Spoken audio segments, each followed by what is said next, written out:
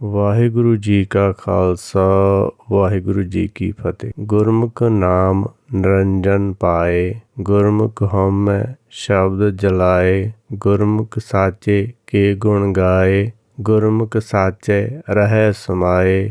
ਗੁਰਮੁਖ ਸਾਚ ਨਾਮ ਪਤ ਊਤਮ ਹੋਏ, ਨਾਨਕ ਗੁਰਮੁਖ ਸਗਲ ਭਵਨ ਕੀ ਸੋਝੀ ਹੋਏ। ਸਤਿਗੁਰੂ ਨਾਨਕ ਦੇਵ ਜੀ ਜੋਗੀਆਂ ਦੀ ਗੱਲ ਦੱਸਦੇ ਹੋਏ ਆਖਦੇ ਹਨ ਕਿ ਜੋਗੀ ਅਲਖ ਨਿਰੰਜਨ ਜੋਗੀਆਂ ਨੂੰ ਬਹੁਤ ਪਿਆਰਾ ਲੱਗਣ ਵਾਲਾ ਸ਼ਬਦ ਹੈ, ਜਿਵੇਂ ਕਿ ਸਿੱਖਾਂ ਨੂੰ ਵਾਹਿਗੁਰੂ।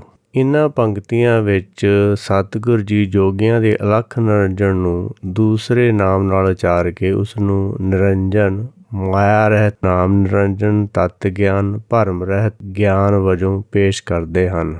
ਉਹਨਾਂ ਦਾ ਕਹਿਣਾ ਹੈ, ਗੁਰਮਤਿ ਦਾ ਧਾਰਨੀ ਗੁਰਮੁਖ ਸਾਚ ਸ਼ਬਦ ਨੂੰ ਵਿਚਾਰ ਕੇ ਉਸ ਵਿੱਚੋਂ ਨਾਮ ਨਿਰੰਜਨ, ਤਤ ਗਿਆਨ ਪ੍ਰਾਪਤ ਕਰਦਾ ਹੈ। ਗੁਰਮੁਖ ਸਾਚ ਸ਼ਬਦ ਨਾਲ ਆਪਣੇ ਅੰਦਰੋਂ ਹੰਕਾਰ ਨੂੰ ਪੂਰੀ ਤਰ੍ਹਾਂ ਖਤਮ ਕਰ ਦਿੰਦਾ ਹੈ। ਉਹ ਹਰ ਵੇਲੇ ਪਰਮੇਸ਼ਰ ਦੇ ਗੁਣਾਂ ਦਾ ਗਾਇਨ ਕਰਦਾ ਹੈ, ਗੁਰਬਾਣੀ ਪੜ੍ਹਦਾ ਹੈ ਅਤੇ ਸੰਗਤ ਵਿੱਚ ਉਸ ਦੀ ਵਿਚਾਰਧਾਰਾ ਨੂੰ ਪ੍ਰਗਟ ਕਰਦਾ ਹੈ। ਗੁਰਮੁਖ ਹਰ ਵੇਲੇ ਤਤ ਗਿਆਨ ਵਿੱਚ ਡੁੱਬਿਆ ਰਹਿੰਦਾ ਹੈ, ਕਿਉਂਕਿ ਉਹ ਸ਼ਬਦ ਵਿਚਾਰ ਕਿਸੇ ਵੀ ਘੜੀ ਨਹੀਂ ਵਿਸਾਰਦਾ। ਗੁਰਮੁਖ ਦੀ ਪਤ ਇੱਜ਼ਤ ਸੰਸਾਰ ਵਿੱਚ ਸਭ ਤੋਂ ਸ੍ਰੇਸ਼ਟ ਹੋ ਜਾਂਦੀ ਹੈ। ਗੁਰਮੁਖ ਨੂੰ ਹੀ ਪੂਰੇ ਗੁਰੂ ਦੇ ਉਪਦੇਸ਼ ਤੋਂ ਨਾਮ ਨਿਰੰਜਨ, ਤਤ ਗਿਆਨ ਪ੍ਰਾਪਤ ਹੁੰਦਾ ਹੈ। ਗੁਰਮੁਖ ਦਾ ਕਿਹਾ ਹੋਇਆ ਕੋਈ ਵੀ ਬਚਨ ਕਦੇ ਵੀ ਗਲਤ ਸਿੱਧ ਹੋਣ ਵਾਲਾ ਨਹੀਂ ਹੁੰਦਾ। ਇਸ ਦਾ ਕਥਨ ਇੱਥੇ ਉਹ ਹਰ ਜਗ੍ਹਾ ਸੱਚ ਹੀ ਹੁੰਦਾ ਹੈ। ਸੱਚ ਹਮੇਸ਼ਾ ਰੋਗ ਰਹਿਤ ਹੁੰਦਾ ਹੈ, ਇਸ ਲਈ ਇਸ ਦੇ ਵਿੱਚ ਕਿਸੇ ਵਕਤ ਕੋਈ ਕਮੀ ਨਹੀਂ ਆਉਂਦੀ। ਜਿਹੜੀਆਂ ਮੱਤਾਂ ਦੇ ਕਥਨ ਸਿਆਣਿਆਂ ਦੇ ਜਾਂ ਵਿਗਿਆਨੀਆਂ ਜਾਂ ਖੋਜੀਆਂ ਦੀ ਤਰਕ ਦੀ ਮਾਰ ਹੇਠ ਆ ਕੇ ਗਲਤ ਸਿੱਧ ਹੋ ਜਾਣ, ਉਹਨਾਂ ਦੀ ਮੱਤ ਜੇ ਕਿਸੇ ਵੇਲੇ ਉੱਤਮ ਮੰਨੀ ਵੀ ਜਾਂਦੀ ਹੋਵੇਗੀ, ਪਰ ਸਮੇਂ ਨਾਲ ਗਲਤ ਸਿੱਧ ਹੋ ਜਾਣ ਕਰਕੇ ਉਸ ਮੱਤ ਦੀ ਉੱਤਮਤਾ ਜਿਹੜੀ ਮੱਧਮ ਪੈ ਜਾਂਦੀ ਹੈ। ਉਸ ਵਿਚਲਾ ਗਿਆਨ ਦੂਸਰੇ ਨੰਬਰ ਦਾ ਗਿਆਨ ਬਣ ਕੇ ਰਹਿ ਜਾਂਦਾ ਹੈ, ਜਿਸ ਨੂੰ ਕਿ ਗੁਰਮਤਿ ਵਿੱਚ ਭਰਮ ਗਿਆਨ ਆਖਿਆ ਗਿਆ ਹੈ ਜਾਂ ਅਗਿਆਨ ਕਿਹਾ ਜਾਂਦਾ ਹੈ। ਗੁਰਮੁਖ ਨੂੰ ਤਾਂ ਸਗਲ ਭਵਨਾਂ ਦੀ ਸੋਝੀ ਹੋਣ ਕਰਕੇ ਉਸ ਦੀ ਕਹੀ ਹੋਈ ਗੱਲ ਗਲਤ ਸਿੱਧ ਕਿਵੇਂ ਹੋ ਸਕਦੀ ਹੈ। ਗੁਰਮੁਖ ਅਜਿਹੀ ਕੋਈ ਗੱਲ ਨਹੀਂ ਕਰਦਾ ਜਿਸ ਨਾਲ ਉਸ ਦੀ ਕਹੀ ਹੋਈ ਗੱਲ ਗਲਤ ਸਾਬਤ ਹੋ ਜਾਏ। ਜੇ ਗੁਰਮੁਖ ਕਿਸੇ ਵੇਲੇ ਐਸੀ ਕੋਈ ਗੱਲ ਕਹਿ ਵੀ ਗਿਆ ਹੋਵੇ ਜਾਂ ਕਹਿੰਦਾ ਹੋਵੇ ਜਿਹੜੀ ਅੱਗੇ ਚੱਲ ਕੇ ਉਸ ਨੂੰ ਆਪ ਹੀ ਗਲਤ ਲੱਗਣ ਲੱਗ ਜਾਵੇ, ਉਹ ਉਸ ਦਾ ਖੰਡਨ ਗੁਰਮੁਖ ਆਪਣੇ ਆਪ ਹੀ ਕਰਦੇ ਹਨ। ਉਹ ਇਹਦੇ ਵਿੱਚ ਕੋਈ ਘਾਟਾ ਮਹਿਸੂਸ ਨਹੀਂ ਕਰਦੇ। ਸੋ ਜਿਹੜੀ ਗੱਲ ਉਹਨਾਂ ਨੂੰ ਲੱਗਦੀ ਕਿ ਉਹਨਾਂ ਨੇ ਪਹਿਲਾਂ ਜਦੋਂ ਗਿਆਨ ਘੱਟ ਸੀ ਕਹੀ ਹੋਵੇ, ਤਾਂ ਫਿਰ ਜਦੋਂ ਹੁਣ ਗਿਆਨ ਵੱਧ ਗਿਆ ਹੈ ਉਸ ਦੀ ਗਲਤੀ ਨੂੰ ਮੰਨ ਲੈਂਦੇ ਹਨ। ਜਦ ਕਿ ਜਿਹੜੇ ਅਗਿਆਨੀ ਹੁੰਦੇ, ਭਰਮ ਗਿਆਨੀ ਹੁੰਦੇ ਹਨ, ਉਹ ਆਪਣੀ ਗੱਲ ਦਾ ਹੀ ਦਾਅਵਾ ਕਰਦੇ ਰਹਿੰਦੇ ਹਨ। ਜੈਸੇ ਕਿ ਕਬੀਰ ਜੀ ਦੇ ਇਹਨਾਂ 4 ਸ਼ਲੋਕਾਂ ਤੋਂ ਪਤਾ ਲੱਗਦਾ ਹੈ, ਕਬੀਰ ਰੋੜਾ ਹੋਏ ਰੋ ਬਾਟਕਾ, ਤਜ ਮਨ ਕਾ ਅਭਿਮਾਨ, ਐਸਾ ਕੋਈ ਦਾਸ ਹੋਏ ਤਾਹੇ ਮਿਲੇ ਭਗਵਾਨ। ਕਬੀਰ ਰੋੜਾ ਹੁਆ ਤੋ ਕਿਆ ਭਇਆ, ਪੰਥੀ ਕੋ ਦੁਖ ਦੇ, ਐਸਾ ਤੇਰਾ ਦਾਸ ਹੈ ਜਿਉ ਧਰਨੀ ਮੈਂ ਖੇ। ਕਬੀਰ ਖੇ ਹੁਈ ਤੋ ਕਿਆ ਭਇਆ, ਜੋ ਉੱਡ ਲਾਗੈ ਅੰਗ, ਹਰ ਜਨ ਐਸਾ ਚਾਹੀਏ ਜਿਉ ਪਾਣੀ ਸਰਬੰਗ। ਕਬੀਰ ਪਾਣੀ ਹੁਆ ਤੋ ਕਿਆ ਭਇਆ, ਸੀਰਾ ਤਾਤਾ ਹੋਏ, ਹਰ ਜਨ ਐਸਾ ਚਾਹੀਏ ਜੈਸਾ ਹਰ ਹੀ ਹੋਏ। ਇਹਨਾਂ 4 ਸ਼ਲੋਕਾਂ ਵਿੱਚ ਗਿਆਨ ਦੀ ਸਭ ਤੋਂ ਪਹਿਲੀ ਅਤੇ ਨੀਵੀਂ ਪੱਧਰ, ਫਿਰ ਪਹਿਲਾਂ ਨਾਲੋਂ ਥੋੜ੍ਹੀ ਉੱਚੀ, ਤੀਸਰੀ ਵਿੱਚ ਦੂਸਰੀ ਨਾਲੋਂ ਉੱਚੀ ਅਤੇ ਚੌਥੀ ਅੰਤਮ ਤੁਰੀਆ ਸਭ ਤੋਂ ਉੱਚੀ ਅਵਸਥਾ ਹੈ। ਪਹਿਲਾਂ ਹੰਕਾਰੀ ਮਨ ਜਦ ਗੁਰਮੁਖਤਾਈ ਵੱਲ ਮੁੜਦਾ ਹੈ ਤਾਂ ਉਹ ਇੱਕ ਰਸਤੇ ਦਾ ਰੋੜਾ ਵਾਂਗ ਹੀ ਗਿਆਨ ਤੋਂ ਸੱਖਣਾ ਅਗਿਆਨੀ ਹੋਣ ਕਰਕੇ ਆਪਣੇ ਆਪ ਨੂੰ ਰੋੜਾ ਬਣਾ ਲੈਣ ਵਿੱਚ ਵੱਡਾ ਭਗਤ ਸਮਝ ਬੈਠਦਾ ਹੈ। ਇਤਨੇ ਕੰਮ ਤੋਂ ਹੀ ਮੁਕਤੀ ਪ੍ਰਾਪਤੀ ਦੀ ਆਸ ਧਾਰੀ ਰੱਖਦਾ ਹੈ। ਉਸ ਨੂੰ ਰੋੜਾ ਰੂਪ ਬਣ ਜਾਣ ਵਿੱਚ ਗੁਣ ਹੀ ਗੁਣ ਦਿਖਾਈ ਦਿੰਦੇ ਹਨ। ਗਿਆਨ ਦੀ ਅੱਖ ਨਾ ਹੋਣ ਕਰਕੇ ਰੋੜੇ ਵਿਚਲੇ ਅਵਗੁਣ ਦਿਖਾਈ ਨਹੀਂ ਦਿੰਦੇ। ਪਰ ਜਦੋਂ ਕੋਈ ਗੁਰਮੁਖ ਨੂੰ ਇਹ ਸਮਝਾਵੇ ਕਿ ਰੋੜਾ ਬਣ ਕੇ ਤੂੰ ਕਿਹੜਾ ਕਿੱਲਾ ਜਿੱਤ ਲਿਆ ਹੈ ਜਾਂ ਕਿਹੜੀ ਵੱਡੀ ਮਾਰ ਲਈ ਹੈ, ਤਾਂ ਤੂੰ ਰਾਹੀਗੀਰਾਂ ਵਾਸਤੇ ਦੁੱਖ ਰੂਪ ਹੀ ਬਣਿਆ ਹੋਇਆ ਹੈ। ਤੂੰ ਤਾਂ ਸਗੋਂ ਆਪਣੇ ਇਸ ਕੂ ਗਿਆਨ ਨਾਲ ਦੂਸਰਿਆਂ ਦਾ ਵੀ ਨੁਕਸਾਨ ਕਰ ਰਿਹਾ ਹੈ। ਤੈਥੋਂ ਅੱਗੇ ਲੰਘਣ ਵਾਲੇ ਪਾਂਧੀਆਂ ਦੇ ਪੈਰਾਂ ਨੂੰ ਤਾਂ ਤੈਥੋਂ ਠੋਕਰਾਂ ਹੀ ਪ੍ਰਾਪਤ ਹੁੰਦੀਆਂ ਹਨ। ਇਸ ਲਈ ਤੇਰੇ ਨਾਲੋਂ ਤਾਂ ਰਸਤੇ ਵਿੱਚ ਪਈ ਬਰੀਕ ਮਿੱਟੀ ਹੀ ਚੰਗੀ ਹੈ। ਫਿਰ ਜੇ ਉਹ ਰੋੜਾ ਰੂਪ ਉਸ ਗੁਰਮੁਖ ਦੀ ਗੱਲ ਮੰਨ ਕੇ ਆਪਣੇ ਆਪ ਨੂੰ ਬਰੀਕ ਖੇਹ ਵਿੱਚ ਬਦਲ ਲਵੇ, ਭਾਵ ਆਪਣੇ ਆਪ ਨੂੰ ਕ੍ਰੋਧ ਨਾਲੋਂ ਅਲੱਗ ਕਰ ਲਵੇ, ਫਿਰ ਉਸਨੂੰ ਇਸ ਰਜੋਗੁਣ ਅਵਸਥਾ ਵਿੱਚੋਂ ਸਤੋਗੁਣ ਅਵਸਥਾ ਵਿੱਚ ਜਾਣ ਵਾਸਤੇ ਖੇ ਦੇ ਅਵਗੁਣ ਪਹਿਲੇ ਸਮਝਣੇ ਪੈਣਗੇ। ਖੇ ਕੋਈ ਬਹੁਤ ਵਧੀਆ ਉੱਤਮ ਵਸਤੂ ਨਹੀਂ ਹੈ। ਇਹ ਤਾਂ ਹਵਾ ਦੇ ਪ੍ਰਭਾਵ ਕਬੂਲ ਕਰਕੇ ਅਸਮਾਨ ਵਿੱਚ ਉੱਡਣ ਲੱਗ ਪੈਂਦੀ ਹੈ। ਸੰਸਾਰ ਨੂੰ ਗੰਦਾ ਮੈਲਾ ਹੀ ਕਰਦੀ ਹੈ। ਵਧੀਆ ਗਿਆਨ ਦਾ ਪ੍ਰਚਾਰ ਇਸ ਅਵਸਥਾ ਦੇ ਲੋਕ ਨਹੀਂ ਕਰ ਸਕਦੇ। ਇਹ ਤਾਂ ਸਗੋਂ ਗਿਆਨਵਾਨਾਂ ਦੇ ਅੱਖੀਂ ਘੱਟਾ ਪਾ ਕੇ ਧਰਮੀ ਅਖਵਾਉਣ ਵਾਲੇ ਲੋਕ ਹੀ ਹੁੰਦੇ ਹਨ। ਉਹਨਾਂ ਵਿੱਚ ਜ਼ਿਆਦਾਤਰ ਸੋ ਕਾਲਡ ਚਿੱਟੇ ਕੱਪੜੀਏ ਸੰਤ ਹੁੰਦੇ ਹਨ। ਹੁਣ ਜੇ ਜਿਗਿਆਸੂ ਨੇ ਇਸ ਤੋਂ ਅਗਲਾ ਪੈਂਡਾ ਤੈਅ ਕਰਨਾ ਹੋਵੇ ਤਾਂ ਉਸਨੂੰ ਰੂਪ ਖੇ ਤੋਂ ਬਦਲ ਕੇ ਪਾਣੀ ਰੂਪ ਬਣਨ ਲਈ ਤੀਸਰੇ ਸ਼ਲੋਕ ਦੀ ਪੰਕਤੀਆਂ ਵਿੱਚ ਦਿੱਤਾ ਮਸ਼ਵਰਾ ਕਮਾਉਣਾ ਪਵੇਗਾ।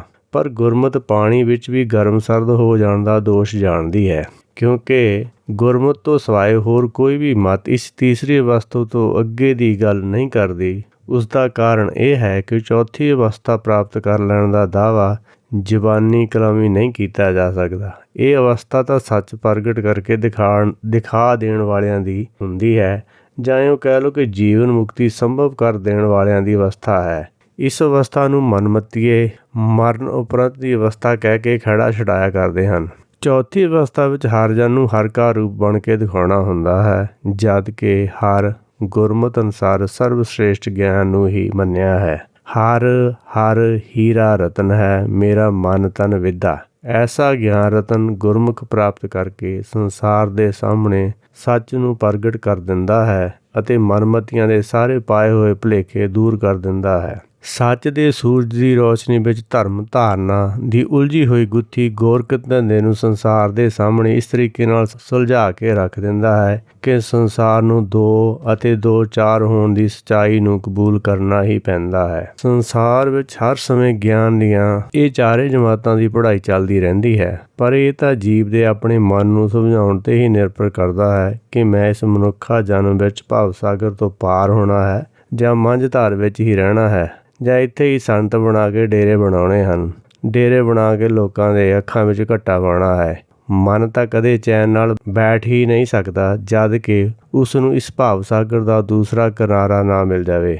ਉਨੀ ਦੇਰ ਤੱਕ ਅੱਗੇ ਤੋਂ ਅੱਗੇ ਚੱਲਦਾ ਰਹਿੰਦਾ ਹੈ ਜਿੰਨਾ ਚਿਰ ਉਸ ਨੂੰ ਅਸਲੀ ਸੱਚ ਆਪਣੇ ਮੂਲ ਦਾ ਗਿਆਨ ਨਾ ਹੋ ਜਾਵੇ, ਜਿਸ ਨੂੰ ਕਿ ਸਤਿਗੁਰੂ ਜੀ ਇੱਥੇ ਗੁਰਮੁਖ ਨੂੰ ਸਗਲ ਭਵਨ ਮਾਇਆ ਰੂਪੀ ਸਾਗਰ ਦੀ ਥਾਂ ਪਰਲਾ ਪਾਰ ਪਾ ਲੈਣਾ ਆਖਦੇ ਹਨ। ਕਵਣ ਮੂਲ ਕਵਣ ਮਤ ਵੇਲਾ, ਤੇਰਾ ਕਵਣ ਗੁਰੂ ਜਿਸ ਕਾ ਤੂੰ ਚੇਲਾ। ਕਵਣ ਕਥਾ ਲੈ ਰਹੋ ਨਿਰਾਲੇ, ਬੋਲੇ ਨਾਨਕ ਸੁਣੋ ਤੁਮ ਬਾਲੇ। ਇਸ ਕਥਾ ਕਾ ਦੇ ਵਿਚਾਰ, ਭਵਜਲ ਸ਼ਬਦ ਲੰਘਾਵਣਹਾਰ। ਸਤਿਗੁਰੂ ਜੀ ਨੇ ਜੋਗੀਆਂ ਨੂੰ ਗੁਰਮੁਖ ਬਾਰੇ ਵਿਸਥਾਰ ਸਹਿਤ ਜਾਣਕਾਰੀ ਕਰਵਾਈ। ਉਹਨਾਂ ਨੇ ਸਾਫ਼ ਆਖਿਆ ਕਿ ਗੁਰਮੁਖ ਹੀ ਹਰ ਕਾ ਸੰਤ, ਭਗਤ, ਸਤਿਗੁਰ, ਬ੍ਰਹਮ ਗਿਆਨੀ, ਸਾਧ, ਹਰਜਨ ਆਦਿ ਨਾਵਾਂ ਨਾਲ ਗੁਰਬਾਣੀ ਵਿੱਚ ਬਿਆਨਿਆ ਗਿਆ ਹੈ। ਗੁਰਮੁਖ ਤੋਂ ਬਿਨਾਂ ਜਾਂ ਇਉਂ ਕਹਿ ਲਓ ਗੁਰਮੁਖਾਂ ਦੀ ਵਿਚਾਰਧਾਰਾ ਗੁਰਮਤਿ ਦਾ ਧਾਰਨੀ ਹੋਏ ਬਗੈਰ ਕੋਈ ਵੀ ਸਾਧ, ਸੰਤ, ਬ੍ਰਹਮ ਗਿਆਨੀ, ਹਰਜਨ ਕੋਈ ਸਤਿਗੁਰ ਜਾਂ ਮਹਾਂਪੁਰਸ਼ ਅਖਵਾਉਣ ਵਾਲਾ ਭਰਮ ਗਿਆਨੀ ਹੀ ਹੁੰਦਾ ਹੈ। ਉਹ ਨਾ ਤਾਂ ਖੁਦ ਕਰਤੇ ਪੁਰਖ ਅਤੇ ਆਪਣੇ ਮੂਲ ਨਾਲ ਜੁੜਿਆ ਹੁੰਦਾ ਹੈ ਅਤੇ ਨਾ ਹੀ ਕਿਸੇ ਨੂੰ ਜੋੜਨ ਦੀ ਵਿਧੀ ਤੋਂ ਉਹ ਜਾਣੂ ਹੁੰਦਾ ਹੈ, ਕਿਉਂਕਿ ਪਰਮੇਸ਼ਰ ਨਾਲ ਜੋੜਨ ਦੀ ਤਾਂ ਕੇਵਲ ਇੱਕੋ ਇੱਕ ਵਿਧੀ ਗੁਰਮਤਿ ਹੈ, ਜਿਸ ਦਾ ਧਾਰਨੀ ਗੁਰਮੁਖ ਹੁੰਦਾ ਹੈ। ਇਸ ਸਭ ਕੁਝ ਨੂੰ ਜੋਗੀਆਂ ਨੇ ਬੜੇ ਧੀਰਜ ਨਾਲ ਸੁਣਿਆ। ਇਹਨਾਂ ਪੰਕਤੀਆਂ ਵਿੱਚ ਸਤਿਗੁਰੂ ਜੀ ਪਾਸੋਂ ਕੁਝ ਹੋਰ ਜਾਣਕਾਰੀ ਮੰਗਦੇ ਹੋਏ ਜੋਗੀ ਬੋਲ ਰਹੇ ਹਨ।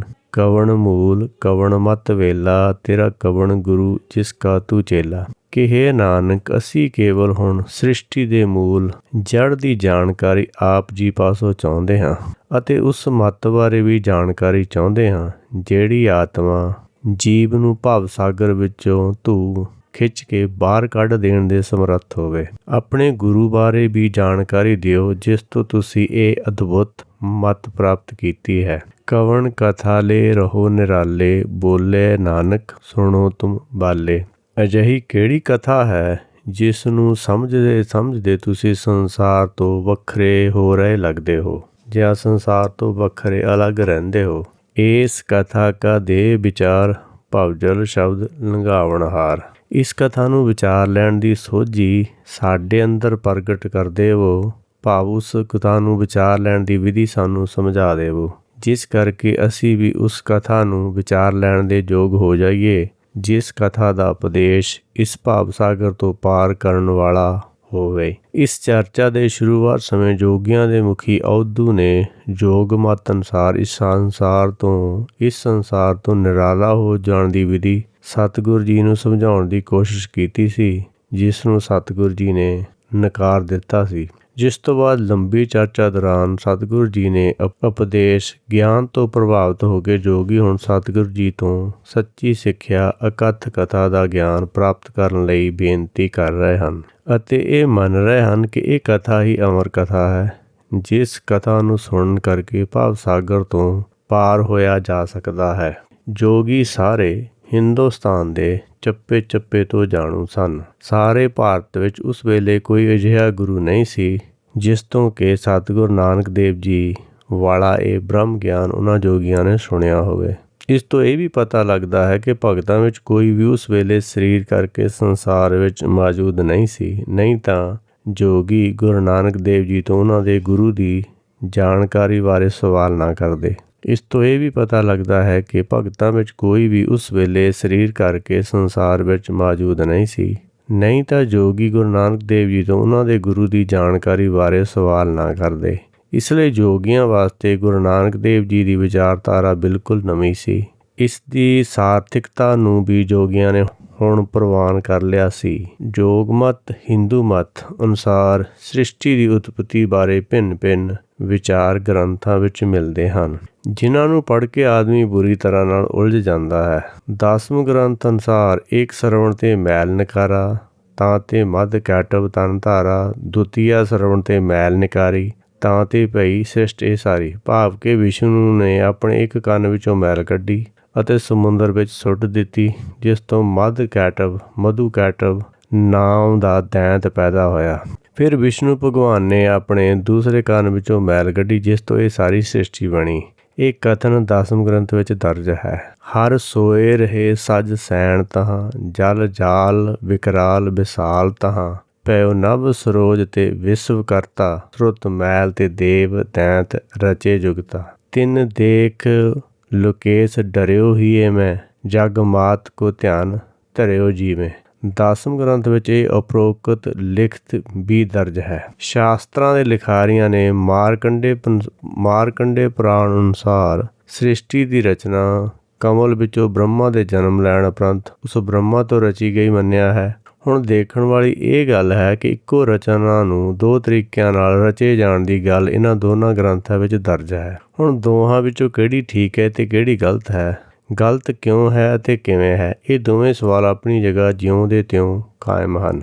ਉਪਰੋਕਤ ਦੋਨੋਂ ਪੁਰਾਣ ਹਿੰਦੂ ਮਤ ਵਿੱਚ ਆਦਰ ਸਹਿਤ ਪ੍ਰਵਾਨਿਤ ਹਨ, ਜਿਨ੍ਹਾਂ ਦਾ ਉਪਦੇਸ਼ ਇੱਕ ਦੂਸਰੇ ਤੋਂ ਬਿਲਕੁਲ ਵੱਖਰਾ ਹੈ। ਹੁਣ ਸਾਨੂੰ ਇਹਨਾਂ ਸ਼ਾਸਤਰਾਂ ਬਾਰੇ ਜ਼ਿਆਦਾ ਕੁਝ ਸਮਝਣ ਦੀ ਲੋੜ ਨਹੀਂ, ਕੇਵਲ ਇਤਨਾ ਸਮਝ ਲੈਣਾ ਹੀ ਕਾਫੀ ਹੈ ਕਿ ਇਹ ਸਾਰੇ ਸ਼ਾਸਤਰ ਮਨਮਤੀਆਂ ਦੇ ਭਰਮ ਗਿਆਨ ਦੀ ਉਪਜ ਹਨ, ਜਿਹੜੇ ਭਰਮ ਗਿਆਨੀਆਂ ਨੂੰ ਬੜੇ ਹੀ ਸੁਆਦਲੇ ਰਸਦਾਇਕ ਲੱਗਦੇ ਹਨ। ਪਹਿਲੀ ਉਲਝਣ ਜੋਗੀਆਂ ਦੀ ਮੁਕਤੀ ਪ੍ਰਾਪਤੀ ਦੇ ਭਿੰਨ-ਭਿੰਨ ਮਾਰਗਾਂ ਕਰਕੇ ਸੀ, ਕਿਉਂਕਿ ਮੁਕਤੀ ਪ੍ਰਾਪਤੀ ਦਾ ਪੂਰਾ ਗਿਆਨ ਇਹਨਾਂ ਮੱਤਾਂ ਦੇ ਧਾਰਨੀਆਂ ਵਿੱਚੋਂ ਕਿਸੇ ਕੋਲ ਵੀ ਨਹੀਂ ਸੀ। ਸਤਿਗੁਰੂ ਨਾਨਕ ਦੇਵ ਜੀ ਨੇ ਜੋਗੀਆਂ ਨੂੰ ਮੁਕਤੀ ਪ੍ਰਾਪਤੀ ਦੇ ਪਹਿਲੇ ਸਵਾਲ ਦਾ ਹੱਲ ਬਿਲਕੁਲ ਸਹੀ ਸਮਝਾ ਕੇ ਸਹੀ ਜਵਾਬ ਪ੍ਰਤੱਖ ਕਰ ਦਿੱਤਾ, ਤਾਂ ਹੁਣ ਦੂਸਰਾ ਸਵਾਲ ਜੋਗੀਆਂ ਨੇ ਸ੍ਰਿਸ਼ਟੀ ਦੀ ਉਤਪਤੀ ਵਾਲਾ ਸਤਿਗੁਰੂ ਜੀ ਅੱਗੇ ਰੱਖ ਦਿੱਤਾ।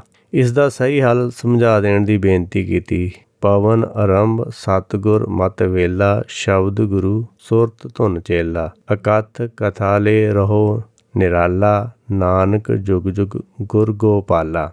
ਏਕ ਸ਼ਬਦ ਜਿਤ ਕਥਾ ਵਿਚਾਰੀ, ਗੁਰਮੁਖ ਹਉਮੈ ਅਗਨ ਨਿਵਾਰੀ। ਵੇਲਾ ਦਾ ਅਰਥ ਇਹ ਹੈ ਕਿ ਕਿਸੇ ਚੀਜ਼ ਨੂੰ ਬੰਨ੍ਹ ਕੇ ਕਿਸੇ ਦੂਸਰੀ ਤਾਕਤ ਨਾਲ ਧੂ ਕੇ ਲੈ ਜਾਣਾ ਜਾਂ ਟੋਚਨ ਕਰ ਲੈਣਾ ਕਰਕੇ ਖਿੱਚ ਲੈ ਜਾਣਾ। ਸਤਿਗੁਰ ਜੀ ਸ੍ਰਿਸ਼ਟੀ ਦੀ ਉਤਪਤੀ ਹਵਾ ਤੋਂ ਮੰਨਦੇ ਹਨ। ਗੁਰਬਾਣੀ ਅਨੁਸਾਰ ਸਾਚੇ ਤੇ ਪਵਨਾ ਪਿਆ, ਪਵਨੇ ਤੇ ਜਲ ਹੋਏ, ਜਲ ਤੇ ਤ੍ਰਿਪਵਨ ਸਾਜਿਆ, ਘਟ ਘਟ ਜੋਤ ਸਮੋਏ। ਅਥਵਾ ਕੀਤਾ ਪਸਾਓ ਏਕੋਕ ਵਾਓ, ਤਿਸਤੇ ਹੋਏ ਲੱਖ ਦਰਿਆਓ। ਕਰਤਾ ਪੁਰਖ ਨੇ ਪਹਿਲਾਂ ਆਪਣੇ ਵਿੱਚੋਂ ਵਾਜੂ ਰੂਪੀ ਤੱਤ ਆਕਾਸ਼ ਤੱਤ ਨਾਲੋਂ ਨਿਖੇੜ ਦਿੱਤਾ। ਫਿਰ ਏਕੋ ਜਵਾਂ ਏਕ, ਕੇਵਲ ਇੱਕ ਹਵਾ ਵਿੱਚ ਪਸਾਓ ਪਸੀਨਾ ਨਵੀਂ ਪੈਦਾ ਕਰਕੇ ਲੱਖਾਂ ਹੀ ਦਰਿਆ ਵਗਾ ਦਿੱਤੇ। ਉਸ ਤੋਂ ਪਿੱਛੋਂ ਜਲ, ਜਿਸਨੂੰ ਕਿ ਪਹਿਲਾਂ ਪਾਣੀ ਜੀਉ ਹੈ, ਗੁਰਬਾਣੀ ਨੇ ਮੰਨਿਆ ਹੈ, ਵਿੱਚੋਂ ਹੀ ਬਾਕੀ ਸਾਰੀ ਸ੍ਰਿਸ਼ਟੀ ਹੋਂਦ ਵਿੱਚ ਆਈ। ਇਹ ਗੱਲ ਪਵਨ ਆਰੰਭ ਕਰਕੇ ਜੋਗੀਆਂ ਨੂੰ ਸਤਿਗੁਰ ਜੀ ਨੇ ਸ੍ਰਿਸ਼ਟੀ ਦੀ ਉਤਪਤੀ, ਜਿਸ ਵਿੱਚ ਜੀਵ ਫਸੇ ਹੋਏ ਹਨ, ਬਾਰੇ ਦੱਸ ਦਿੱਤਾ ਜਾਂ ਦੱਸ ਰਹੇ ਹਨ। ਉਹਨਾਂ ਦਾ ਕਹਿਣਾ ਹੈ ਕਿ ਜੀਵ ਮਾਇਆ ਵਿੱਚੋਂ ਸਤਿਗੁਰ ਦੀ ਮੱਤ ਨਾਲ ਜੇ ਆਪਣੇ ਆਪ ਨੂੰ ਜੋੜ ਲਵੇ, ਬੰਨ੍ਹ ਲਵੇ, ਤਾਂ ਫਿਰ ਇਹ ਧੁਰਕੀ ਬਾਣੀ, ਧੁਰਕੀ ਮੱਤ ਇਸ ਜੀਵ ਨੂੰ ਧੁਰ ਆਪਣੇ ਘਰ ਨਿਜ ਘਰ ਮਾਇਆ ਵਿੱਚੋਂ ਧੂ ਕੇ ਖਿੱਚ ਕੇ ਲੈ ਜਾਂਦੀ ਹੈ। ਪਰ ਮਨੁੱਖੀ ਮਨ ਅੰਦਰ ਤਾਂ ਮਾਇਆ ਦਾ ਮੋਹ ਬਹੁਤ ਹੀ ਮਜ਼ਬੂਤ ਬੰਨ ਪਿਆ ਹੋਇਆ ਹੈ। ਗੁਰ ਕੀ ਮੱਤ ਵਿੱਚ ਮਾਇਆ ਦੇ ਮੋਹ ਦੀ ਕੁਟਲ ਗੰਢ ਨੂੰ ਖੋਲ੍ਹ ਕੇ ਪਰੇ ਸੁੱਟ ਦੇਣ ਦੀ ਵਿਧੀ ਸਮਝਾਈ ਹੋਈ ਹੈ, ਜਿਸ ਨਾਲ ਮਾਇਆ ਦਾ ਮੋਹ ਦਾ ਕਨੈਕਸ਼ਨ ਕੱਟ ਕੇ ਪਰਮੇਸ਼ਰ ਦੀ ਪ੍ਰੇਮ ਭਗਤੀ ਮਨ ਵਿੱਚ ਮਜ਼ਬੂਤੀ ਨਾਲ ਪਕੜ ਕੇ ਗੁਰਮੁਖ ਭਵ ਸਾਗਰ ਤੋਂ ਪਾਰ ਹੋ ਜਾਂਦਾ ਹੈ। ਦੂਜੇ ਪਾਸੇ ਸ਼ਾਸਤਰਾਂ ਵਿੱਚ ਸ੍ਰਿਸ਼ਟੀ ਦੀ ਰਚਨਾ ਤੋਂ ਪਹਿਲਾਂ ਵਿਸ਼ਨੂੰ ਅਤੇ ਖੀਰ ਸਾਗਰ ਪਾਣੀ ਦੀ ਹੋਂਦ ਨੂੰ ਮੰਨ ਕੇ ਸ੍ਰਿਸ਼ਟੀ ਦੀ ਰਚਨਾ ਉਸ ਤੋਂ ਪਿੱਛੋਂ ਹੀ ਮੰਨੀ ਗਈ ਹੈ। ਉਹਦੇ ਵਿੱਚ ਵਿਸ਼ਨੂੰ ਨੂੰ ਪਾਣੀ ਦੇ ਉੱਪਰ ਸੁੱਤਾ ਪਿਆ ਦਿਖਾਇਆ ਹੈ ਅਤੇ ਸੱਪ ਉਹਦੇ ਉੱਤੇ ਛਾਂ ਕਰ ਰਿਹਾ ਹੈ। ਉੱਥੇ ਉਹਨਾਂ ਲੋਕਾਂ ਨੂੰ ਇਹ ਜਾਣਨ ਦੀ ਲੋੜ ਮਹਿਸੂਸ ਨਹੀਂ ਹੋਈ ਜਾਪਦੀ ਕਿ ਇਹ ਪਾਣੀ ਅਤੇ ਵਿਸ਼ਨੂੰ ਦਾ ਜਨਮ ਕਿੱਥੋਂ ਅਤੇ ਕਿਵੇਂ ਹੋਇਆ। ਇਸ ਤੋਂ ਉਹਨਾਂ ਦੇ ਗਿਆਨ ਵਿਚਲੀ ਘਾਟ ਦਾ ਪਤਾ ਲੱਗਦਾ ਹੈ ਕਿ ਜੇ ਵਿਸ਼ਨੂੰ ਪਾਣੀ ਵਿੱਚ ਸੱਪ ਉੱਤੇ ਸੋਇਆ ਪਿਆ ਹੈ ਅਤੇ ਪਾਣੀ ਕਿੱਥੋਂ ਆਇਆ ਅਤੇ ਸੱਪ ਕਿੱਥੋਂ ਆਇਆ ਅਤੇ ਸਰੀਰ ਵਿਸ਼ਨੂੰ ਦਾ ਕਿੱਥੋਂ ਆਇਆ, ਉਹ ਸਵਾਲ ਖੜ੍ਹੇ ਹੁੰਦੇ ਹਨ। ਪਾਣੀ ਤੱਕ ਹੀ ਜਾ ਕੇ ਉਹਨਾਂ ਲੋਕਾਂ ਦਾ ਗਿਆਨ ਸਮਾਪਤ ਹੋ ਜਾਂਦਾ ਹੈ। ਇਸ ਲਈ ਉਹਨਾਂ ਮੱਤਾਂ ਵਿੱਚੋਂ ਇਹਨਾਂ ਤੱਤਾਂ ਦੇ ਸੁਭਾਅ ਆਪਣੇ ਅੰਦਰ ਪੈਦਾ ਕਰ ਲੈਣ ਤੱਕ ਦਾ ਹੀ ਉਪਦੇਸ਼ ਦਰਜ ਹੈ। ਇਸੇ ਨੂੰ ਅਸੀਂ ਕਾਸ਼ੀ ਮੱਤ ਆਖਦੇ ਹਾਂ। ਕਾਸ਼ੀ ਮੱਤ ਅਨੁਸਾਰ ਕਿਸੇ ਆਦਮੀ ਦਾ ਸਵੱਛ ਪਾਣੀ ਵਰਗਾ ਸੁਭਾਅ ਹੀ ਸਰਬ ਸ਼੍ਰੇਸ਼ਟ ਪ੍ਰਦਾਨ ਕਰਨ ਵਾਲਾ ਹੈ। ਉਹਨਾਂ ਦੇ ਕਮਜ਼ੋਰ ਬੁੱਧ ਬਲ ਦੀ ਧੁੰਦਲੀ ਦ੍ਰਿਸ਼ਟੀ ਪਾਣੀ ਵਿਚਲੇ ਅਵਗੁਣਾਂ ਨੂੰ ਨਹੀਂ ਦੇਖ ਸਕਦੀ। ਪਾਣੀ ਵਿੱਚ ਗੁਰਮਤਿ ਨੇ ਦੋ ਵੱਡੇ ਅਵਗੁਣ ਦੱਸੇ ਹਨ। ਪਹਿਲਾ ਪਾਣੀ ਵਿੱਚ ਇਹ ਅਵਗੁਣ ਹੈ ਕਿ ਪਾਣੀ ਗਰਮ ਹੋ ਕੇ ਕਿਸੇ ਨੂੰ ਸਾੜ ਸਕਦਾ ਹੈ, ਦੁੱਖ ਦੇ ਸਕਦਾ ਹੈ, ਕਿਉਂਕਿ ਇਸ ਵਿੱਚ ਅੱਗ ਦਾ ਸੁਭਾਅ ਕ੍ਰੋਧ ਸਮਾ ਸਕਦਾ ਹੈ। ਇਸੇ ਲਈ ਰਿਸ਼ੀ ਮੁਨੀ ਵੱਡੇ ਵੱਡੇ ਕ੍ਰੋਧ ਕਰਨ ਵਾਲੇ ਮੰਨੇ ਗਏ ਹਨ, ਜਿਵੇਂ ਕਿ ਦੁਰਵਾਸਾ ਰਿਸ਼ੀ ਜਦੋਂ ਗੁੱਸੇ ਵਿੱਚ ਆਉਂਦਾ ਅਤੇ ਲੋਕਾਂ ਨੂੰ ਸਰਾਪ ਦਿੰਦਾ ਹੈ। ਇਸ ਤਰ੍ਹਾਂ ਉਹਨਾਂ ਨੇ ਗ੍ਰੰਥਾਂ ਵਿੱਚ ਮੰਨਿਆ ਹੈ। ਕ੍ਰੋਧ ਦਾ ਆਉਣਾ ਗਿਆਨ ਦੀ ਧਰਮ ਦੀ ਅਣਹੋਂਦ ਦੌਰਾਨ ਹੀ ਸੰਭਵ ਹੈ। ਕ੍ਰੋਧ ਦਾ ਆਉਣਾ ਗੁਰਬਾਣੀ ਅਨੁਸਾਰ ਕੋਈ ਚੰਗੀ ਗੱਲ ਨਹੀਂ ਹੈ। ਧਰਮ ਦੀ ਅਣਹੋਂਦ ਵਿੱਚ ਉਹਦੇ ਵਿੱਚ ਸੱਚ ਦੀ ਕਮੀ ਹੋਣ ਕਰਕੇ ਆਉਂਦਾ ਹੈ। ਜਿਸ ਦੇ ਹਿਰਦੇ ਵਿੱਚ ਪ੍ਰਚੰਡ ਗਿਆਨ ਇੱਕ ਰਸ ਟਿਕਿਆ ਰਹੇ, ਉੱਥੇ ਕ੍ਰੋਧ ਆ ਹੀ ਨਹੀਂ ਸਕਦਾ। ਪਰ ਸ਼ਾਸਤਰਾਂ ਦੇ ਲਿਖਾਰੀ ਸਾਰੇ ਹੀ ਭਰਮ ਗਿਆਨੀ ਅਤੇ ਕ੍ਰੋਧੀ ਸਨ। ਦੂਜਾ ਅਵਗੁਣ ਪਾਣੀ ਦਾ ਬਰਫ਼ ਵਿੱਚ ਬਦਲ ਜਾਣਾ ਹੈ, ਜਿਸ ਕਰਕੇ ਪਾਣੀ ਵਿੱਚ ਚੱਲਣ ਵਾਲਾ ਜੀਵਨ ਹੀ ਸਮਾਪਤ ਹੋ ਜਾਂਦਾ ਹੈ। ਦੂਸਰੇ ਲਫ਼ਜ਼ਾਂ ਵਿੱਚ ਇਹਨਾਂ ਭਰਮ ਗਿਆਨੀਆਂ ਨੂੰ ਜੇ ਕਿਸੇ ਗੁਰਮੁਖ ਦਾ ਸਾਹਮਣਾ ਕਰਨਾ ਪੈ ਜਾਵੇ ਤਾਂ ਇਹਨਾਂ ਦੀ ਹੋਸ਼ ਹੀ ਠੰਡੀ ਪੈ ਜਾਂਦੀ ਹੈ।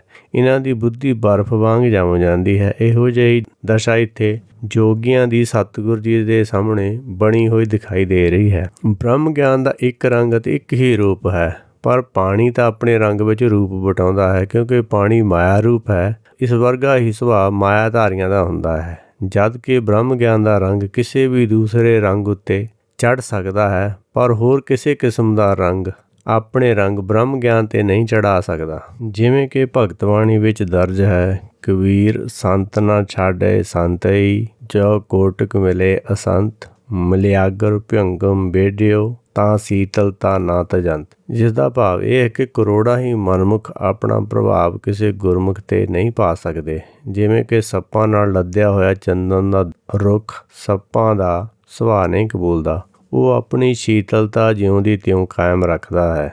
ਮਨਮੁਖ ਦੇ ਸੰਸਾਰ ਵਿੱਚ ਰਹਿੰਦਾ ਹੋਇਆ ਗੁਰਮੁਖ ਸੰਸਾਰ ਨੂੰ ਆਪਣੇ ਗਿਆਨ ਰੰਗ ਤੋਂ ਹੀ ਪ੍ਰਭਾਵਿਤ ਕਰ ਸਕਦਾ ਹੈ, ਪਰ ਕੋਈ ਭਰਮ ਗਿਆਨੀ ਆਪਣੇ ਰੰਗ ਨਾਲ ਉਸ ਨੂੰ ਪ੍ਰਭਾਵਿਤ ਨਹੀਂ ਕਰ ਸਕਦਾ।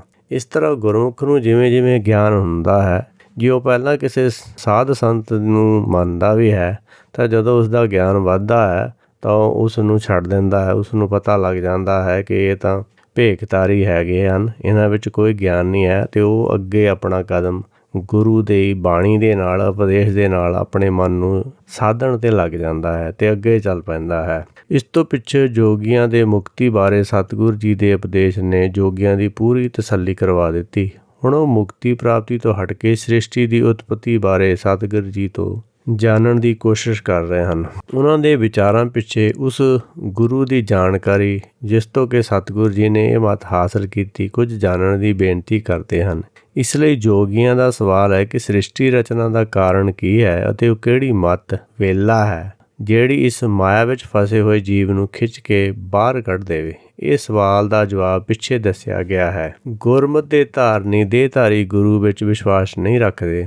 ਇਸੇ ਲਈ ਗੁਰਬਾਣੀ ਵਿੱਚ ਗਿਆਨ ਗੁਰੂ, ਸ਼ਬਦ ਗੁਰੂ, ਪਵਨ ਗੁਰੂ ਹੀ ਮੰਨਿਆ ਗਿਆ ਹੈ। ਕਹਿਣ ਦਾ ਭਾਵ ਇਹ ਹੈ ਕਿ ਗੁਰੂ ਮਾਇਆ ਰੂਪ ਨਹੀਂ ਹੁੰਦਾ। ਗੁਰੂ ਤਾਂ ਸਗੋਂ ਸਿੱਖ ਨੂੰ ਮਾਇਆ ਤੋਂ ਮੁਕਤ ਕਰਕੇ ਗਿਆਨ ਸਰੂਪ ਗੁਰੂ ਹੀ ਬਣਾ ਦਿੰਦਾ ਹੈ। ਦੇਹਧਾਰੀ ਗੁਰੂ ਤਾਂ ਆਪ ਖੁਦ ਮਾਇਆਧਾਰੀ ਹੁੰਦੇ ਹਨ। ਦਸਮ ਗ੍ਰੰਥ ਅਨੁਸਾਰ ਆਦ ਅੰਤ ਏਕੇ ਅਵਤਾਰਾ, ਸੋਈ ਗੁਰੂ ਸਮਝਿਓ ਹਮਾਰਾ, ਨਮਸਕਾਰ ਤਿਸ ਹੀ ਕੋ ਹਮਾਰੀ, ਸਕਲ ਪਰਜਾ ਜਿਨ ਆਪ ਸਵਾਰੀ, ਸਿਵਕਨ ਕੋ ਸਿਵਗੁਣ ਸੁਖ ਦਿਓ, ਸਤਰਨ ਕੋ ਪਲਮੋ ਬਦ ਕੀਓ, ਘਟ ਘਟ ਕੇ ਅੰਤਰ ਕੀ ਜਾਣਤ, ਭਲੇ ਬੁਰੇ ਕੀ ਪੀਰ ਪਛਾਨਤ। ਇੱਥੋਂ ਇਹ ਸਪਸ਼ਟ ਹੋ ਜਾਂਦਾ ਹੈ ਕਿ ਗੁਰਬਾਣੀ ਵਿੱਚ ਗੁਰੂ ਤੋਂ ਕੀ ਮੁਰਾਦ ਹੈ। ਸਤਿਗੁਰ ਦੇ ਸਰੀਰਕ ਦਰਸ਼ਨਾਂ ਬਾਰੇ ਗੁਰਮਤਿ ਦਾ ਦ੍ਰਿਸ਼ਟੀਕੋਣ ਇਉਂ ਹੈ। ਸਤਿਗੁਰ ਨੂੰ ਸਭ ਕੋ ਵੇਖਦਾ ਜੇਤਾ ਜਗਤ ਸੰਸਾਰ, ਡਿੱਠੇ ਮੁਕਤ ਨਾ ਹੋਵੇ ਜਿਚਰ ਸ਼ਬਦ ਨਾ ਕਰੇ ਵਿਚਾਰ। ਗੁਰਮਤਿ ਦਾ ਸਪਸ਼ਟ ਵਿਚਾਰ ਇਹ ਹੈ ਕਿ ਸਤਿਗੁਰ ਦਾ ਸਰੀਰ ਦੇਖਣ ਨਾਲ ਮੁਕਤੀ ਪ੍ਰਾਪਤੀ ਦੀ ਇੱਛਾ ਧਾਰ ਲੈਣੀ ਮਨਮੁਖਾਂ ਵਾਲੀ ਧਾਰਨਾ ਹੈ। ਇਹ ਧਾਰਨਾ ਪੁਰਾਤਨ ਸਮਿਆਂ ਤੋਂ ਹੀ ਚੱਲੀ ਆਈ ਹੈ। ਭਾਵ ਗੁਰਮਤਿ ਵਿਚਾਰਧਾਰਾ ਸਭ ਤੋਂ ਚਿਰਾਣੀ ਮੱਤ ਹੈ, ਪਰ ਇਸ ਵਿੱਚ ਕਦੇ ਵੀ ਸਰੀਰ ਜਾਂ ਦੇਹ ਨੂੰ ਸਰਵ ਉੱਚਤਾ ਨਹੀਂ ਦਿੱਤੀ ਗਈ। ਗੁਰਮਤਿ ਵਿਚਾਰਧਾਰਾ ਤਾਂ ਇਸ ਮਾਇਆ ਰੂਪੀ ਸਰੀਰ ਦਾ ਭਰਮ ਹੀ ਤੋੜਦੀ ਹੈ, ਪਰ ਬਾਕੀ ਦੀਆਂ ਸਾਰੀਆਂ ਮੱਤਾਂ ਸਰੀਰ ਨੂੰ ਹੀ ਗੁਰੂ ਮੰਨ ਲੈਂਦੀਆਂ ਹਨ ਅਤੇ ਫਿਰ ਇਸ ਤੋਂ ਅੱਗੇ ਅਗਿਆਨਤਾ ਦੇ ਹਨੇਰੇ ਵਿੱਚ ਭਟਕ ਕੇ ਇਹਨਾਂ ਸਰੀਰਾਂ ਦੀਆਂ ਮੂਰਤੀਆਂ ਬਣਾ ਕੇ ਉਹਨਾਂ ਦੀ ਪੂਜਾ ਕਰਦੀਆਂ ਹਨ। ਗੁਰਮਤਿ ਨੇ ਹਰ ਸਮੇਂ ਇਸ ਧਾਰਨਾ ਨੂੰ, ਮਿੱਥ ਨੂੰ ਤੋੜਨ ਦੇ ਉਪਰਾਲੇ ਕੀਤੇ। ਇਸ ਲਈ ਸੰਸਾਰ ਵਿੱਚ ਬ੍ਰਹਮ ਗਿਆਨੀਆਂ ਦਾ ਐਸਾ ਕੋਈ ਮੰਦਰ ਨਹੀਂ ਜਿੱਥੇ ਉਹਨਾਂ ਦੀਆਂ ਮੂਰਤੀਆਂ ਦੀ ਪੂਜਾ ਹੁੰਦੀ ਹੋਏ। ਗੁਰੂ ਨਾਨਕ ਦੇਵ ਜੀ ਦੇ ਵੇਲੇ ਜਿਤਨੀਆਂ ਮੱਤਾਂ ਸੰਸਾਰ ਵਿੱਚ ਪ੍ਰਚਲਿਤ ਸਨ, ਉਹਨਾਂ ਵਿੱਚੋਂ ਕਿਸੇ ਵੀ ਵਿਚਾਰਧਾਰਾ ਸਤਿਗੁਰ ਜੀ ਨਾਲ ਮੇਲ ਨਹੀਂ ਖਾਂਦੀ ਸੀ। ਭਗਤਾਂ ਦੀ ਬਾਣੀ ਭਾਵੇਂ ਉਸ ਵੇਲੇ ਮੌਜੂਦ ਸੀ, ਪਰ ਇਸ ਦੇ ਅਰਥ ਤਾਂ ਇਸੇ ਤਰ੍ਹਾਂ ਹੀ ਸਮਝਾਏ ਜਾਂਦੇ ਸਨ ਜਿਸ ਤਰ੍ਹਾਂ ਨਾਲ ਅੱਜ ਤੱਕ ਪਿਛਲੇ ਤਕਰੀਬਨ 250-300 ਸਾਲ ਤੋਂ ਸਮਝਾਉਣ ਦੀ ਸਾਜ਼ਿਸ਼ ਰਚੀ ਗਈ ਹੈ ਤੇ ਅਜੇ ਵੀ ਉਹ ਚੱਲ ਰਿਹਾ ਹੈ। ਜਿਸ ਕਰਕੇ ਗੁਰਮਤਿ ਦਾ ਸਹੀ ਦ੍ਰਿਸ਼ਟੀਕੋਣ ਸਮਝਣ ਲਈ ਅੱਜ ਸੰਗਤਾਂ ਵਿਆਕੁਲ ਹਨ। ਗੱਲ ਜੋਗੀਆਂ ਦੇ ਪ੍ਰਸ਼ਨ ਤੋਂ ਚੱਲੀ ਸੀ, ਜਿਸ ਵਿੱਚ ਜੋਗੀ ਸਤਿਗੁਰ ਜੀ ਨੂੰ ਉਹਨਾਂ ਦੇ ਗੁਰੂ ਦੇ ਨਾਮ ਬਾਰੇ ਪੁੱਛ ਰਹੇ ਹਨ, ਜਿਸ ਦਾ ਜਵਾਬ ਸਤਿਗੁਰ ਜੀ ਸ਼ਬਦ ਗੁਰੂ, ਸੁਰਤ, ਧੁਨ, ਚੇਲਾ ਕਹਿ ਕੇ ਦੇ ਰਹੇ ਹਨ। ਉਹਨਾਂ ਦਾ ਭਾਵ ਹੈ ਕਿ ਗੁਰੂ ਤਾਂ ਗਿਆਨ ਨੂੰ ਹੀ ਕਿਹਾ ਜਾ ਸਕਦਾ ਹੈ, ਜਿਸ ਨਾਲ ਕਿ ਮਨ ਅੰਦਰਲਾ ਗਿਆਨ ਅੰਧੇਰਾ ਕੱਟ ਕੇ ਚਾਨਣ ਹੋ ਜਾਂਦਾ ਹੈ। ਪਰ ਬਿਨਾਂ ਉਪਦੇਸ਼ ਦੇ ਗਿਆਨ ਨਾ ਤਾਂ ਦਿੱਤਾ ਹੀ ਜਾ ਸਕਦਾ ਤੇ ਨਾ ਹੀ ਕੋਈ ਪ੍ਰਾਪਤ ਕਰ ਸਕਦਾ ਹੈ। ਉਪਦੇਸ਼ ਦੇਣ ਦਾ ਅਰਥ ਹੀ ਗਿਆਨ ਦੇਣਾ ਹੈ। ਇਸ ਲਈ ਸ਼ਬਦ ਉਪਦੇਸ਼ ਨੂੰ ਹੀ ਸਰਗੁਣ ਸਰੂਪ ਗੁਰੂ ਮੰਨਿਆ ਗਿਆ ਹੈ, ਕਿਉਂਕਿ ਸ਼ਬਦ ਸਰੂਪ ਗਿਆਨ ਗੁਰੂ ਦੀ ਦੇਹ ਵਾਜੂ ਤੱਤ ਮਾਇਆ ਰੂਪ ਹੁੰਦੀ ਹੈ, ਜੋ ਕਿ ਕੰਨਾਂ ਦੀ ਪਕੜ ਵਿੱਚ ਆਉਣ ਵਾਲੀ ਹੈ ਅਤੇ ਟੇਪ ਰਿਕਾਰਡ ਵੀ ਕੀਤੀ ਜਾ ਸਕਦੀ ਹੈ। ਇਸ ਵਿੱਚ ਮਨੁੱਖੀ ਸਰੀਰ ਦਾ ਕੰਮ ਸਹਿਯੋਗ ਕੇਵਲ ਯੰਤਰਾਂ ਦੀ ਤਰ੍ਹਾਂ ਹੈ, ਜਿਸ ਨਾਲ ਕਿ ਆਵਾਜ਼ ਪੈਦਾ ਕੀਤੀ ਜਾ ਸਕਦੀ ਹੈ ਜਾਂ ਸੁਣੀ ਜਾ ਸਕਦੀ ਹੈ। ਕਬੀਰ ਜੋ ਹਮ ਜੰਤ ਬਜਾਵਤੇ, ਟੂਟ ਗਈ ਸਭ ਤਾਰ, ਜੰਤ ਵਿਚਾਰਾ ਕਿਆ ਕਰੈ, ਚੱਲੇ ਬਜਾਵਨ ਹਾਰ। ਇਸ ਤੋਂ ਹਟ ਕੇ ਦੂਸਰਾ ਪੱਖ ਇਹ ਹੈ ਕਿ ਉਸ ਚੇਲੇ ਸਿੱਖ ਦਾ ਜਿਸ ਨੂੰ ਉਪਦੇਸ਼ ਕੀਤਾ ਜਾਂਦਾ ਹੈ, ਜਿਸ ਨੇ ਉਪਦੇਸ਼ ਗ੍ਰਹਿਣ ਕਰਨਾ ਹੁੰਦਾ ਹੈ। ਉਪਦੇਸ਼ ਗ੍ਰਹਿਣ ਕਰਨ ਵੇਲੇ ਸੁਰਤ ਦੀ ਹੀ ਲੋੜ ਹੁੰਦੀ ਹੈ, ਕਿਉਂਕਿ ਸੁਰਤ ਦੀ ਅਣਹੋਂਦ ਗੈਰ ਹਾਜ਼ਰੀ ਦੌਰਾਨ ਸਰੀਰ ਕਰਕੇ ਭਾਵੇਂ ਚੇਲਾ ਗੁਰੂ ਦੇ ਸਾਹਮਣੇ ਹਾਜ਼ਰ ਹੋਵੇ, ਪਰ ਕੁਝ ਵੀ ਲਾਭ ਉਪਦੇਸ਼ ਵਿੱਚੋਂ ਪ੍ਰਾਪਤ ਨਹੀਂ ਕਰ ਸਕਦਾ। ਇਸ ਲਈ ਸਤਿਗੁਰ ਜੀ ਅਤੇ ਜੀਵ ਆਤਮਾ ਸੁਰਤ ਨੂੰ ਚੇਲਾ ਅਤੇ ਗਿਆਨ ਸਰੂਪ ਸ਼ਬਦ ਨੂੰ ਗੁਰੂ ਆਖ ਰਹੇ ਹਨ। ਸੁਣਨ ਵੇਲੇ ਸੁਰਤ ਉਹ ਟੇਪ ਰੂਪ ਹੈ ਜਿਸ ਵਿੱਚ ਸ਼ਬਦ ਰਿਕਾਰਡ ਹੁੰਦਾ ਹੈ। ਸਰੀਰ ਦਾ ਕੰਮ ਰੋਲ ਟੇਪ ਰਿਕਾਰਡ ਵਜੋਂ ਹੈ। ਇਸ ਲਈ ਗੁਰਮਤਿ ਵਿੱਚ ਨਿਰਾਕਾਰ ਗੁਰੂ ਦਾ ਨਿਰਾਕਾਰ ਸੁਰਤ ਨਾਲ ਗੁਰ ਚੇਲਾ ਵਾਲਾ ਰਿਸ਼ਤਾ ਹੈ, ਜਿਸ ਵਿੱਚ ਸਰੀਰਾਂ ਦੀ ਹੋਂਦ ਜੋ ਕਿ ਸਦੀਵੀ ਨਹੀਂ ਰਹਿ ਸਕਦੀ ਨੂੰ ਅਹਿਮੀਅਤ ਨਹੀਂ ਦਿੱਤੀ ਗਈ। ਗੁਰਮਤਿ ਅਨੁਸਾਰ ਗੁਰੂ ਤੇ ਗੁਰਸਿੱਖ ਦਾ ਰਿਸ਼ਤਾ ਸਦੀਵੀ ਹੈ, ਜਦ ਕਿ ਦੋਵਾਂ ਦੇ ਸਰੀਰ ਨਾਸ਼ਵੰਤ ਹਨ। ਇਹੀ ਉੱਤਰ ਸਤਿਗੁਰ ਜੀ ਨੇ ਜੋਗੀਆਂ ਨੂੰ ਦਿੱਤਾ ਕਿ ਗੁਰਮਤਿ ਮਾਰਗ ਅੰਦਰ ਉਪਦੇਸ਼ ਹੀ ਗੁਰੂ ਹੈ, ਭਾਵੇਂ ਕਿ ਉਹ ਲਿਖਤੀ ਰੂਪ ਵਿੱਚ ਬਾਣੀ ਰੂਪ ਵਿੱਚ ਰਿਕਾਰਡ ਕੀਤਾ ਹੋਇਆ ਵੀ ਕਿਉਂ ਨਾ ਹੋਵੇ। ਗੱਲ ਤਾਂ ਸਿਰਫ ਉਸ ਗਿਆਨ ਪ੍ਰਾਪਤੀ ਸੋਝੀ ਮਿਲਣ ਦੀ ਹੈ। ਅਕਥ ਕਥਾਲੇ ਰਹੋ ਨਿਰਾਲਾ, ਨਾਨਕ ਜੁਗ ਜੁਗ ਗੁਰ ਗੋਪਾਲਾ। ਜੋਗੀਆਂ ਦੇ ਉਸ ਪ੍ਰਸ਼ਨ ਦਾ ਉੱਤਰ ਹੈ ਜਦੋਂ ਉਹਨਾਂ ਨੇ ਪੁੱਛਿਆ ਸੀ ਕਿ ਕਵਣ ਕਥਾ ਲੈ ਰਹੋ ਨਿਰਾਲੇ। ਨਿਰਾਲੇ ਰਹਿਣ ਦਾ ਅਰਥ ਹੈ ਕਿ ਮਨ ਦਾ ਕਲਪਨਾ ਰਹਿਤ ਹੋ ਕੇ, ਸੰਸਾਰੀ ਖੇਡ ਤੋਂ ਵੱਖਰਾ ਹੋ ਕੇ ਅਫੁਰ ਅਵਸਥਾ ਵਿੱਚ ਟਿਕਿਆ ਰਹਿਣਾ। ਜੋਗੀ ਭਾਵੇਂ ਘਰ-ਬਾਰ ਛੱਡ ਕੇ ਜੰਗਲਾਂ ਵਿੱਚ ਰਹਿਣ ਨੂੰ ਨਿਰਾਲੇ ਰਹਿਣਾ ਮੰਨਦੇ ਸਨ, ਪਰ ਸਤਿਗੁਰੂ ਜੀ ਨੇ ਉਹਨਾਂ ਦੀ ਇਹ ਧਾਰਨਾ ਰੱਦ ਕਰ ਦਿੱਤੀ ਸੀ। ਇਸ ਲਈ ਜੋਗੀ ਇਹ ਪੁੱਛ ਰਹੇ ਹਨ ਕਿ ਵਿਚਾਰ ਵਿੱਚ ਡੁੱਬ ਕੇ ਤੁਸੀਂ ਸੰਸਾਰ ਤੋਂ ਅਲੱਗ ਕਿਵੇਂ ਰਹਿੰਦੇ ਹੋ। ਇਹ ਗੱਲ ਸਪਸ਼ਟ ਹੋ ਗਈ ਕਿ ਜੋਗੀਆਂ ਨੇ ਆਪਣੀ ਸੁੰਨ ਸਮਾਧੀ ਵਿਧੀ ਨੂੰ ਆਪਣੇ ਆਪ ਹੀ ਰੱਦ ਕਰ ਦਿੱਤਾ, ਕਿਉਂਕਿ ਉਹਨਾਂ ਨੇ ਮੰਨ ਲਿਆ ਕਿ ਜਿੰਨਾ ਚਿਰ ਕੋਈ ਕਥਾ ਵਾਰਤਾ ਪੜ੍ਹੀ ਸੁਣੀ ਜਾਂ ਵਿਚਾਰੀ ਨਾ ਜਾਵੇ, ਉਨਾ ਚਿਰ ਤੱਕ ਹੀ ਮਨ ਕਥਾ ਵਿੱਚ ਲੱਗਣ ਹੋਣ ਕਰਕੇ ਕਲਪਨਾ ਰਹਿਤ ਹੁੰਦਾ ਹੈ। ਪਰ ਐਸੀ ਕਥਾ ਜੋਗੀਆਂ ਦੀ ਨਜ਼ਰ ਵਿੱਚ ਨਹੀਂ ਹੈ ਕਿ ਜਿਸ ਕਥਾ ਨੂੰ ਪੜ੍ਹਦੇ ਸੁਣਦੇ ਮਨ ਜਿਹੜਾ ਉਹ ਟਿਕਿਆ ਰਹੇ ਅਤੇ ਜਿਹੜੀ ਕਿ ਕਦੇ ਖਤਮ ਹੋਣ ਵਾਲੀ ਨਾ ਹੋਏ ਅਤੇ ਮਨ ਨੂੰ ਪੂਰੀ ਤਰ੍ਹਾਂ ਕਲਪਨਾ ਰਹਿਤ ਕਰ ਸਕੇ, ਮਨ ਦਾ ਪੂਰਾ ਧਿਆਨ ਆਪਣੇ ਵੱਲ ਖਿੱਚ ਕੇ ਰੱਖ ਸਕੇ। ਸਤਿਗੁਰੂ ਜੀ ਨੇ ਜਿਸ ਅਕਥ ਕਥਾ ਦਾ ਜ਼ਿਕਰ ਕੀਤਾ ਹੈ ਉਸ ਵਿੱਚ ਮਨ ਨੂੰ ਪੂਰੀ ਤਰ੍ਹਾਂ ਬੰਨ੍ਹ ਲੈਣ ਦੀ ਸ਼ਕਤੀ ਤਾਂ ਹੈ, ਸਗੋਂ ਇਸ ਕਥਾ ਦਾ ਕਥਨ ਕਰਦੇ ਕਰਦੇ ਇਸ ਦਾ ਭੋਗ ਵੀ ਨਹੀਂ ਪਾਇਆ ਜਾ ਸਕਦਾ। ਭੋਗ ਤਾਂ ਉਸ ਕਥਾ ਦਾ ਪੈ ਸਕਦਾ ਹੈ ਜਿਸ ਕਥਾ ਦੇ ਪਾਤਰ ਹੀ ਖਤਮ ਹੋ ਗਏ ਹੋਣ। ਇਹ ਕਥਾ ਤਾਂ ਪਰਮੇਸ਼ਰ ਦੀ ਐਸੀ ਕਥਾ ਹੈ ਜਿਸ ਨੂੰ ਕਥਨ ਕਰਦੇ ਕਰਦੇ ਪਤਾ ਨਹੀਂ ਕਿੰਨੇ ਹੀ ਪਰਮੇਸ਼ਰ ਵਿੱਚ ਲੀਨ ਹੋ ਗਏ, ਪਰ ਇਹ ਕਥਾ ਅੱਗੇ ਦੀ ਅੱਗੇ ਚੱਲਦੀ ਹੀ ਜਾ ਰਹੀ ਹੈ, ਕਦੇ ਖਤਮ ਨਹੀਂ ਹੁੰਦੀ। ਇਸ ਕਰਕੇ ਇਸ ਨੂੰ ਅਕਥ ਕਥਾ ਲੈ ਰਹੋ ਨਿਰਾਲਾ ਕਿਹਾ ਗਿਆ ਹੈ। ਸਤਿਗੁਰੂ ਜੀ ਨੇ ਜੋਗੀਆਂ ਦੀ ਇਸ ਅਕਥ ਕਥਾ ਦੇ ਵਿਚਾਰ ਵਿੱਚ ਲੱਗੇ ਰਹਿਣ ਕਰਕੇ ਸੰਸਾਰ ਵਿੱਚ ਨਿਰਾਲੇ ਰਹਿ ਸਕਣ ਦੀ ਵਿਧੀ ਦੱਸੀ ਹੈ। ਸਤਿਗੁਰੂ ਜੀ ਦਾ ਕਹਿਣਾ ਹੈ ਕਿ ਜਿਹੜੀ ਇਹ ਕਥਾ ਹੈ ਉਹ ਗੁਰ ਗੋਪਾਲਾ ਸਾਰੀ ਸ੍ਰਿਸ਼ਟੀ ਅੰਦਰ ਚਾਨਣ ਕਰਕੇ ਉਸ ਦੀ ਪਾਲਣਾ ਕਰਨ ਵਾਲਾ ਮੌਜੂਦ ਰਹਿੰਦਾ ਹੈ। ਇਸ ਲਈ ਉਸ ਦੀ ਕਥਾ ਜਿਤਨਾ ਚਿਰ ਉਹ ਆਪ ਹੈ ਉਤਨਾ ਚਿਰ ਕਿਵੇਂ ਮੁੱਕ ਸਕਦੀ ਹੈ। ਜਿਸ ਨੇ ਉਸ ਇੱਕ ਪਾਰ ਬ੍ਰਹਮ ਦੇ ਉਪਦੇਸ਼ ਦੀ ਕਥਾ ਵਿਚਾਰ ਲਈ ਸਮਝ ਲਈ, ਉਸ ਗੁਰਮੁਖ ਨੇ ਆਪਣੇ ਅੰਦਰ ਹਉਮੈ ਦੀ ਅਗਨੀ ਦਾ ਨਿਵਾਰਨ ਕਰ ਲਿਆ।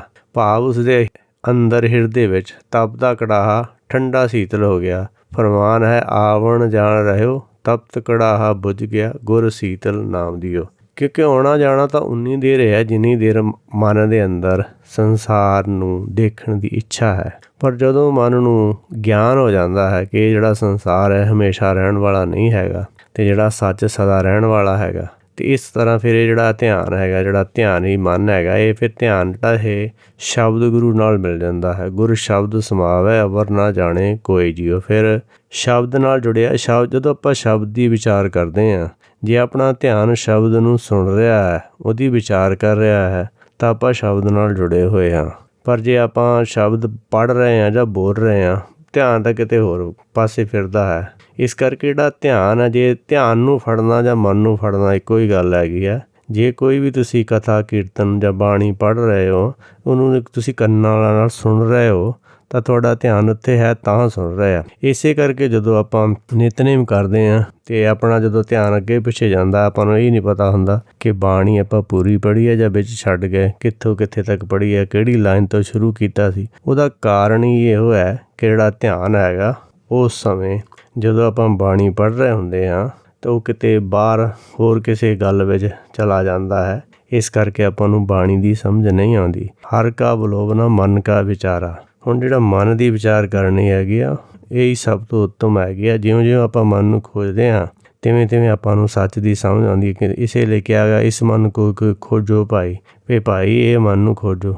ਕਿਉਂਕਿ ਮਨ ਜਿਹੜਾ ਹੈਗਾ ਕੀ ਹੈਗਾ, ਮਨ ਜਿਹੜਾ ਹੈਗਾ ਮਾਇਆ ਦੀਆਂ ਇੱਛਾਵਾਂ ਦੀ ਪਟਾਰੀ ਹੈਗੀ ਆ। ਜਿੰਨੀ ਕਿਸੇ ਦੇ ਅੰਦਰ ਇੱਛਾਵਾਂ ਜ਼ਿਆਦੀਆਂ ਹਨ, ਉਹਦੇ ਉਨੇ ਹੀ ਜਨਮ ਬਾਕੀ ਹਨ। ਕਿਉਂਕਿ ਜਬ ਚਾਹਤ ਹੈ ਆਤਮਾ ਇੱਕ ਤੇ ਭਇਓ ਅਨੇਕ, ਅਨੇਕ ਭਾਂਤ ਪਸਰਤ ਜਗਤ ਮੈਂ ਬਹੁਰ ਏਕੋ ਏਕ। ਹੁਣ ਜਿੰਨਾ ਚਿਰ ਆਤਮਾ ਦੇ ਅੰਦਰ ਇੱਛਾ ਹੈਗੀ ਕਿ ਕੁਛ ਵੀ ਕਰਨ ਦੀ ਸੰਸਾਰ ਵਿੱਚ, ਉਨੀ ਦੇਰ ਇਹਨੇ ਆਉਣਾ ਹੀ ਆਉਣਾ ਹੈਗਾ। ਅਤੇ ਜਦੋਂ ਇਹ ਆਪਣੇ ਆਪ ਨੂੰ ਜਾਣ ਲੈਂਦੀ ਹੈ ਤਾਂ ਫਿਰ ਇਹ ਦੁਬਾਰਾ ਨਹੀਂ ਆਉਂਦੀ, ਕਿਉਂਕਿ ਇੱਛਾ ਕਰਕੇ ਜਨਮ ਹੈਗਾ। ਅਤੇ ਜਦੋਂ ਇੱਛਾ ਇਹਦੀ ਮੁੱਕ ਜਾਏ ਕਿ ਮੈਨੂੰ ਹੁਣ ਇਹਦੇ ਵਿੱਚ ਨਹੀਂ ਆਉਣਾ, ਫਿਰ ਇਹ ਸੱਚ ਨੂੰ ਲੈ ਲੈਂਦੀ ਹੈ। ਧਿਆਨ ਹੀ ਹੈਗਾ ਜਾਂ ਸ਼ਬਦ ਵਿੱਚ ਹੈ ਅਤੇ ਜਾਂ ਮਾਇਆ ਵਿੱਚ ਹੈ। ਜਿਨ੍ਹਾਂ ਦਾ ਮਾਇਆ ਵਿੱਚ ਧਿਆਨ ਹੈ ਉਹ ਮੁੜ ਮੁੜ ਜਨਮ ਲੈਂਦੇ ਆ, ਅਤੇ ਜਿਨ੍ਹਾਂ ਦਾ ਸ਼ਬਦ ਵਿੱਚ ਧਿਆਨ ਹੈ ਉਹਨਾਂ ਦਾ ਹੁਕਮ ਜਿਹੜਾ ਇਹਨਾਂ ਨੂੰ ਗਾਈਡ ਕਰਦਾ, ਅੱਗੇ ਤੋਂ ਅੱਗੇ ਗਿਆਨ ਦੇ ਰਿਹਾ ਹੈ। ਗੁਰਬਾਣੀ ਪ੍ਰਤੀ ਕਿਸੇ ਦਾ ਕੋਈ ਕੁਐਸਚਨ ਹੋਵੇ ਤਾਂ ਉਹ ਕਮੈਂਟ ਕਰ ਸਕਦਾ ਹੈ। ਵਾਹਿਗੁਰੂ ਜੀ ਕਾ ਖਾਲਸਾ, ਵਾਹਿਗੁਰੂ ਜੀ ਕੀ ਫਤਿਹ।